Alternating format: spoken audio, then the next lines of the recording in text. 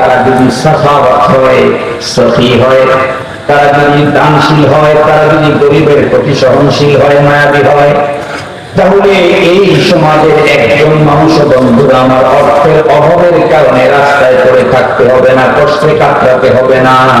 রব্বে কারীম বড় লোকদেরকে অনেক টাকার ভান্ডিল দিয়েছেন, কিন্তু মাঝখানে ঘোষণা দিয়েছেন ওয়াফি আমওয়ালিহিম হাক্কুন লিস-সাইলি ওয়াল মাহরুম। ধনী কোটিপতি ইন্ডাস্ট্রি, গ্রুপ অফ ইন্ডাস্ট্রিজের মালিক তোমার কোটি কোটি মিলিয়ন ডলার দিলাম, মনে রেখো তোমার এই কোটি কোটি সম্পদের ভিতরে তোমার প্রতিবেশী অসহায় দুস্থদের জন্য একটা অংশ রেখে দিলাম। বন্ধুরা আমার, যাকাত তুমি 40 টাকায় 1 টাকা বের করে গরিবের কাছে পৌঁছিয়ে দাও।